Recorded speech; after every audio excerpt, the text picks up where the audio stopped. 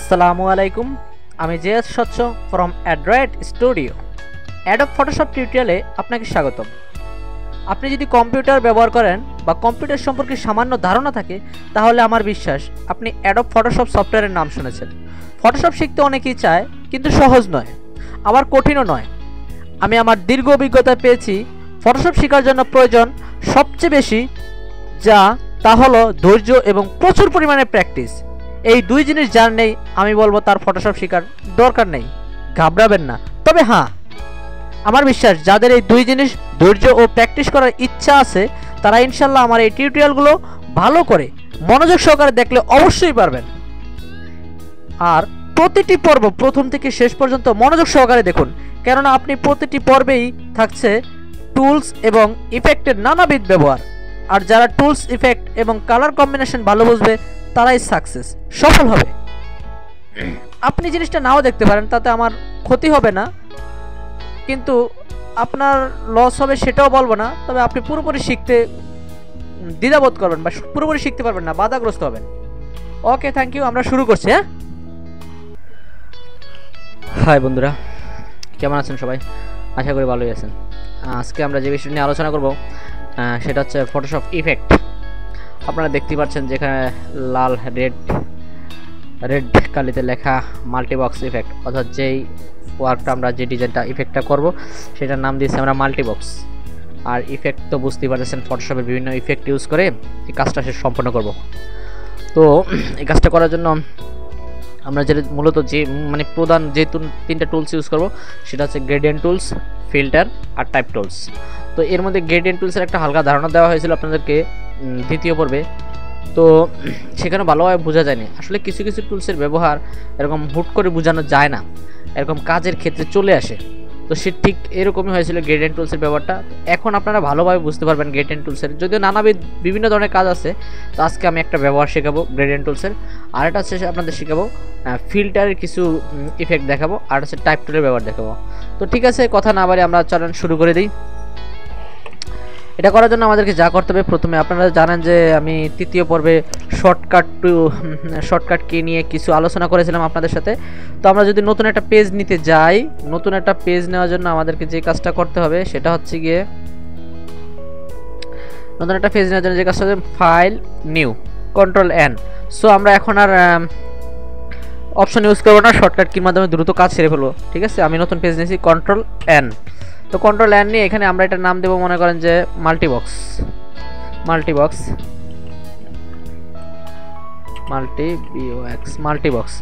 আর এখানে অবশ্যই কাস্টম রাখবেন। আর ওয়াইড দেবেন হচ্ছে 600, ঠিক আছে, দেওয়া আছে। আর হাইট আছে 400 পিক্সেলে থাকবে এটা। আর রেজুলেশন 300, এটা 70 to 150 করা যায়, নো প্রবলেম। যেটা আছে সেটাই ভালো, কারণ যত বেশি হবে রেজুলেশন তত ভালো হবে। যদিও ফাইলের সাইজ বড় হয়ে যায় রেজুলেশনের কারণে, তো সেটা কোনো ফ্যাক্টর না, আমার কাজটা সুন্দর হলে হইলো। তো ঠিক আছে, আমরা এন্টার নাকি। ওকে, দেখেন উইন্ডোটা ওপেন হয়ে গেছে, একটা পেজ নিয়েছি আমরা নতুন। তো এখানে আমাদেরকে ফার্স্ট অফ অল যে কাজটা করতে হবে, ওখানে আমরা দেখতে পাচ্ছি যে প্রথমে যে টুলসের ব্যবহারটা আছে সেটা হচ্ছে গ্রেডিয়েন্ট টুলস। তো গ্রেডিয়েন্ট টুলসের আমরা ব্যবহারটা করবো। গ্রেডিয়েন্ট টুলসের ব্যবহার করার জন্য আপনাদেরকে অবশ্যই দেখেন, গ্রেডিয়েন্ট টুলসের যখন ব্যবহার করবো তখন আমরা গ্রেডিয়েন্ট টুলসটা যদি এরকম নেই, ক্লিক করি, এখান থেকে অবশ্যই লিনিয়ার গ্রেডিয়েন্ট রাখবেন। এখানে দেখেন অনেক ধরনের রেডিয়াল গ্রেডিয়েন্ট, তার হচ্ছে অ্যাঙ্গেল গ্রেডিয়েন্ট, তার হচ্ছে রেপটিক্যাল গ্রেডিয়েন্ট, কিন্তু না, অবশ্যই লিনিয়ার গ্রেডিয়েন্টে থাকবে। আর এইখানে কার্সারটা ক্লিক করেন, অর্থাৎ গ্রেডিয়েন্ট এডিট করবো আমরা। তো গ্রেডিয়েন্ট এডিট করার জন্য এখানে দেখেন লেখা আছে সলিড, আমরা অবশ্যই এটাকে নয়েজ করব, নয়েজ। আর এখানে দেন রাউজেন্স আছে 50, আমরা অবশ্যই এটাকে 100 করব, 100। দেন তারপরে বাকি যা আছে সব কিছু ঠিক আছে, আর কিছু কাজ করার দরকার নেই। তো এখান থেকে আপনাকে র্যান্ডমাইজের মাধ্যমে এটাকে চেঞ্জ করা যাবে কালারটা। তো কালারফুল যে রকম ধরনের কালার আপনার সুন্দর লাগে, দেখেন আমি এটা র্যান্ডমাইজ করলে কালারটা চেঞ্জ হয়। তো সেক্ষেত্রে আমি আমার পছন্দের একটা কালার নিই, দেখেন এই কালারটা আমার বেশি চয়েসফুল মনে হয়েছে। এখানে নানাবিধ মাল্টিপল কালার আছে। So then enter. ওকে, তো এখন যে কাজটা করতে হবে, গ্রেডিয়েন্ট কিন্তু এখানে আসেনি। গ্রেডিয়েন্ট আসার জন্য আপনাকে করতে হবে সেটা হচ্ছে শিফট চেপে কার্সারটাকে ড্র্যাগ করতে হবে। শিফট চেপে কার্সারটাকে ড্র্যাগ করি, দেখেন কালার চলে আসছে, সুন্দর একটা কালার চলে আসছে। তো এখন আমাদের যে কাজ প্রথমে সেটা হচ্ছে গিয়ে ফিল্টার, দ্বিতীয় আমি দেখিয়েছি যে দ্বিতীয় 2 নম্বরে আমরা ফিল্টার অপশনটা রাখছি। এখন আমি ফিল্টারে কিছু কাজ দেখাবো। ফিল্টারে কাজ করার জন্য আপনাকে অবশ্যই যেতে হবে ফিল্টারে। এই যে দেখতে পাচ্ছি ফিল্টার, তারপরে যাব হচ্ছে কোথায় আমরা স্টাইলাইজে যাই, দেন স্টাইলাইজ থেকে যাব হচ্ছে এক্সট্রাড। দেখেন একটা উইন্ডো ওপেন হয়েছে। তো এখানে আমরা দেখতে পাচ্ছি দুটো অপশন আছে, টাইপ ব্লক অ্যান্ড পিরামিড। আমরা অবশ্যই ব্লকসে রাখবো, পিরামিড থেকে ব্লকসে নিয়ে আসবো, ব্লকসে ক্লিক করব। আর সাইজ 30 ঠিক আছে চলবে, ডেপথ তো 30 চলবে, বাট এখানে লেখা আছে লেভেল বেসড, আর এটা হচ্ছে র্যান্ডম, আমরা অবশ্যই র্যান্ডমে দেবো। দেন ওকে। দেখেন এখানে ইফেক্ট চেঞ্জ হয়েছে, বুঝতেই পারতেছেন আশা করি আপনারা। এরকম দেখেন মাল্টিপল বক্স মানে হচ্ছে কি মাল্টিপল মানে বুঝতে পারছেন নানা রকমের। আর বক্স দেখেন বিভিন্ন ধরনের বক্স আছে, ছোট বড় চিকন মোটা অনেক লম্বা বিভিন্ন ধরনের স্টাইল বক্স আছে। তো এটা ইফেক্ট, যাই হোক আমরা এখন যেটাকে আরও কাজ আছে ফিল্টারে আবার চলে যাই, ফিল্টার আবার স্টাইলাইজ। দেন এখান থেকে যেটা আপনাকে করতে হবে সেটা হচ্ছে ফাইন্ড এজ। দেখেন বক্সগুলো এখন ক্লিয়ারলি বোঝা যাচ্ছে, অর্থাৎ ফাইন্ড এজ মানে প্রত্যেকটা বক্সকে আলাদা আলাদা ইন্ডিভিজুয়ালি করে ফেলেছি আমরা। দেখেন দেখতেও সুন্দর লাগছে। এরপর আমরা যে কাজটা করব, এটাকে শ্যাডো দেব। শ্যাডো দেওয়ার জন্য আমাদেরকে যা করতে হবে, প্রথমে একটা লেয়ার ডুপ্লিকেট করতে হবে। লেয়ার ডুপ্লিকেট করার জন্য আমরা কি জানি কি করতে হবে, সেটা লেয়ার ডুপ্লিকেট দুইভাবে করা যায়। একটা হচ্ছে কি এই ব্যাকগ্রাউন্ড লেয়ারটাকে টেনে ড্র্যাগ করে ক্রিয়েট এ নিউ লেয়ার, এখানে যদি আমি ক্লিক রেখে দিই দেখেন ব্যাকগ্রাউন্ড কপি, এটা কপি হয়ে গেছে। এভাবে করা যায়। এছাড়া আরও একভাবে করা যায়, যদি পিছনে ব্যাক যাইতে চান তাহলে ব্যাক যাওয়ার জন্য কন্ট্রোল জেড, আমি ব্যাক চলে গেলাম, অর্থাৎ শুধু ব্যাকগ্রাউন্ডে চলে আসছি, এখানে আমার আর কিছুই নেই। তো এখন এটাকে আবার শর্টকাট কির মাধ্যমে কপি করা যায়, সেটা হচ্ছে কন্ট্রোল জে। দেখেন একটা লেয়ার হয়েছে নতুন, তো এই লেয়ারটার নাম দেবো আমরা, হচ্ছে কন্ট্রাস্ট, CONTRAST, কন্ট্রাস্ট। দেন এটার কাটসারটা এটার উপর রেখে আমরা, আপনাদের মনে আছে রেক্ট্যাঙ্গেল টুলের বিভিন্ন ধরনের ব্যবহার শিখিয়েছিলাম। তো এখন দেখেন রেক্ট্যাঙ্গেল টুলে আরও একটা ব্যবহার শেখাচ্ছি। এটা ভালোভাবে লক্ষ্য করলে আপনারা বুঝতে পারবেন।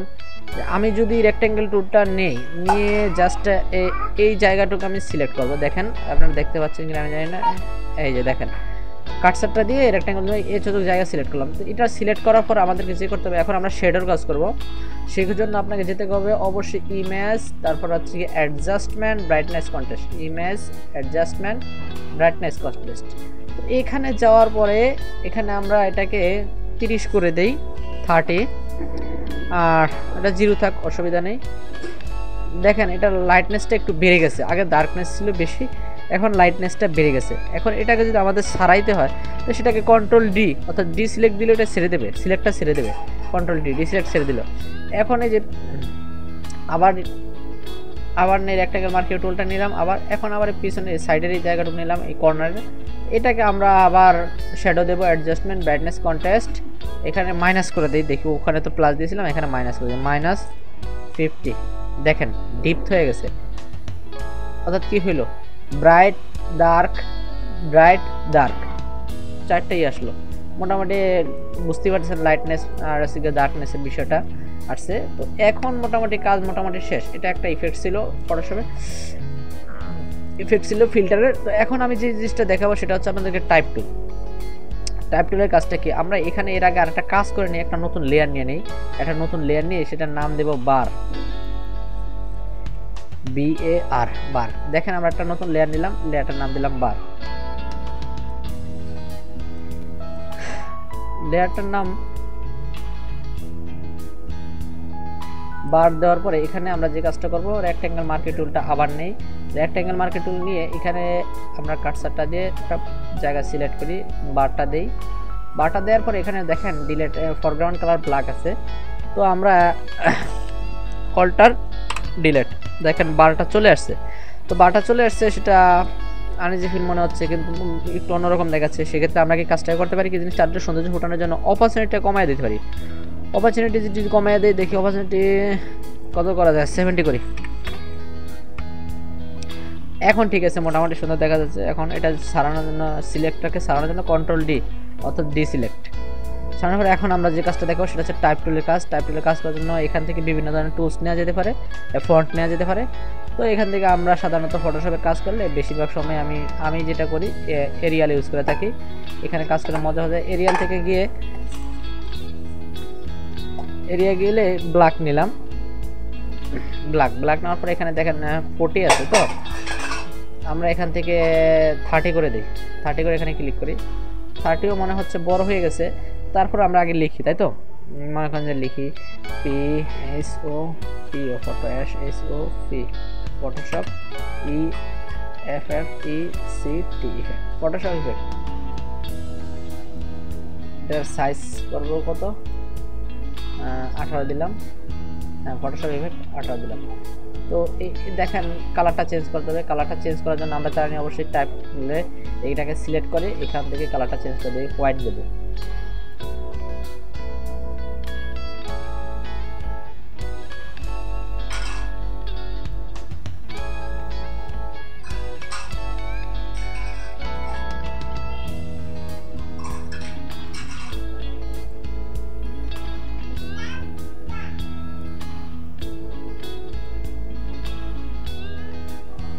এই ছিল আজকের কাজ। তো ঠিক আছে, মোটামুটি শেষ হয়েছে। আমরা ইফেক্টগুলো আপনাদেরকে এরকম, এটা আপনারা নিজেরা বাসায় আবার ট্রাই করবেন। ট্রাই করলে ভালোভাবে জিনিসটা বুঝতে পারবেন। একটা জিনিস লক্ষ্য করে দেখুন, ফটোশপ ইফেক্ট মানে যে আমি কতগুলো টুলস ইউজ করছি। যেমন এখান থেকে ফিল্টারে গেলাম, ফিল্টারে যাওয়ার পরে আমি এরকম টেক্সচারাইজ, তারপরে যে এরকম এক্সট্রাডে গেলাম। এখান থেকে যে কাজটা করেছিলাম এখান থেকে দেখতে পাচ্ছেন আপনারা ব্লকস আর প্যারামিড দুটো অপশন ছিল, র্যান্ডম অ্যান্ড লেভেল বেসড। আপনারা অবশ্যই এগুলোকে গেটে উলট পালট করে দিয়ে দেখবেন, বিভিন্ন ধরনের স্টাইল আছে, তাহলে আপনারা জিনিসটা ভালোভাবে বুঝতে পারবেন। একা ট্রাই করলে আরও ভালোভাবে বুঝতে পারবেন। তো ঠিক আছে বন্ধুরা, আজ এই পর্যন্ত। যদি আমাদের টিউটোরিয়াল ভালো লাগে আপনাদের, তাহলে অবশ্যই সাবস্ক্রাইব করতে ভুলবেন না আমাদের ইউটিউব চ্যানেলকে। আর লাইক করবেন, লাইক বাটনে শেয়ার করবেন যদি ভালো লাগে। আর শেয়ার করুন আপনার বন্ধুদের মাঝখানে ফেসবুকে। আর কমেন্ট করে জানাবেন আপনার মতামত।